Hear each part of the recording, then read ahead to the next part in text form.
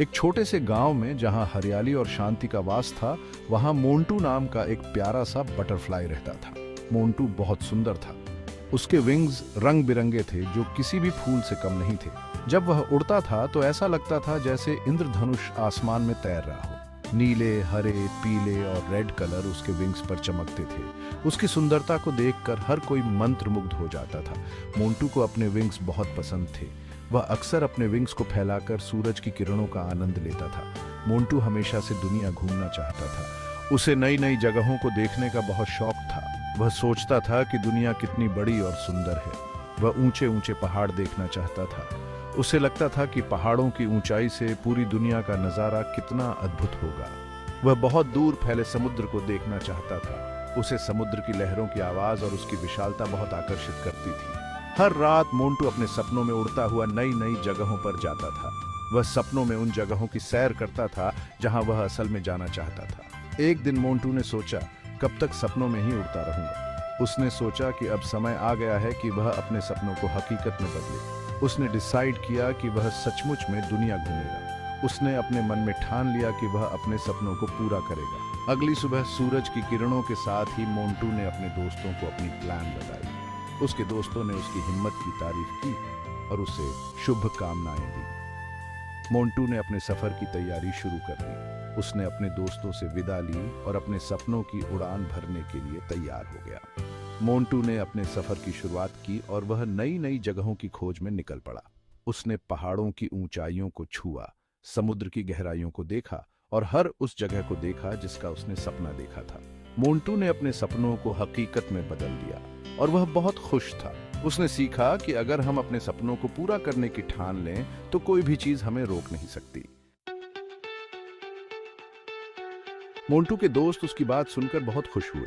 वे सभी जानते थे कि मोंटू का सपना हमेशा से उड़ान भरने का था। आज वह सपना सच होने जा रहा था। उन्होंने कहा, वाह मोंटू, ये तो बहुत अच्छी बात है। हम सब तुम्हारे लिए बहुत खुश हैं। सभी ने मिलकर मोंटू को उसकी यात्रा के लिए शुभकामनाएं दी। वे जानते थे कि यह यात्रा मोंटू के जीवन का सबसे महत्वपूर्ण पल था। मोंटू ने अपने विंग्स फैलाए और उड़ान भरी। उसने महसूस किया कि यह क्षण कितना खास था। उसके पंखों में एक नई ऊर्जा थी। वह ऊपर और ऊपर उड़ता गया। जैसे जैसे वह ऊंचाई पर जाता, उसे एक नई दुनिया दिखाई देने लगी। नीचे उसका छोटा सा गांव दिखाई दे रहा था। वह गांव जहां उसने अपने बचपन के दिन बिताए थे। मोंटू ने पहले कभी इतनी ऊंचाई से अपने गांव को नहीं देखा था। उसे यह दृश्य बहुत ही अद्भुत लग रहा था। उसे बहुत अच्छा लग रहा था। हवा में उड़ते हुए उसे एक नई आजादी का एहसास हो रहा था। ठंडी हवा उसके चेहरे पर लग रही थी। यह हवा उसे और भी ऊंचाई पर ले जाने के लिए प्रेरित कर रही थी। मोंटू खुशी से गाने लगा। उसकी आवाज हवा में गूंज रही थी और वह अपने सपनों की दुनिया में खो गया था। यह उसकी पहली उड़ान थी, लेकिन उसे यकीन था कि यह आखिरी नहीं होगी। वह जानता था कि आगे और भी कई उड़ानें उसका इंतजार कर रही हैं। उड़ते उड़ते मोंटू एक खूबसूरत वैली में पहुंचा। वहां तरह तरह के फूल खिले हुए थे। लाल, गुलाबी, पीले, नीले, हर रंग के फूल वहां थे। मोंटू फूलों के ऊपर मंडराने लगा। उनकी खुशबू से पूरा एरिया महक रहा था। मोंटू ने सोचा, यह जगह कितनी सुंदर है, काश मैं हमेशा यहीं रह सकता। वह फूलों का रस पीने लगा। तभी उसकी नजर एक चिड़िया पर पड़ी। चिड़िया एक पेड़ की ब्रांच पर बैठी हुई थी। वह उदास लग रही थी। मोंटू ने हिम्मत करके चिड़िया से पूछा, तुम उदास क्यों हो?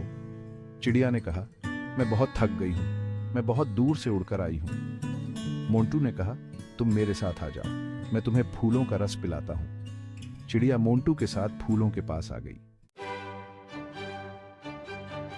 मोंटू और चिड़िया ने मिलकर फूलों का रस पिया।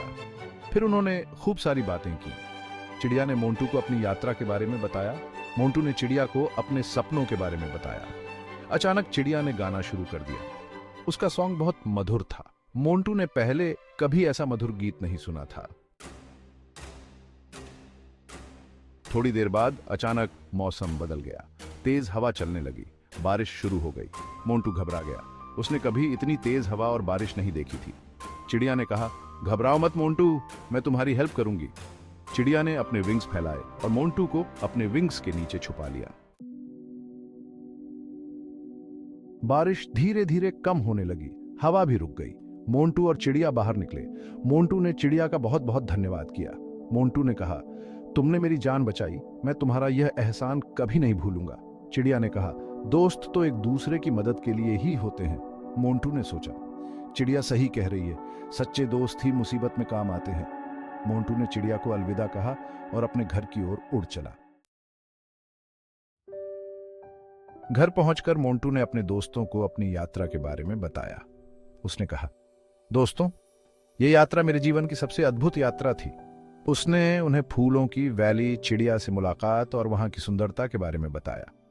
मोंटू ने कहा, वहां के फूल इतने रंग बिरंगे थे कि मैं उनकी सुंदरता में खो गया था, और तूफान का सामना करने की पूरी कहानी सुनाई। उसने बताया कि कैसे उसने तूफान में अपनी हिम्मत नहीं हारी और अपने आप को सुरक्षित रखा।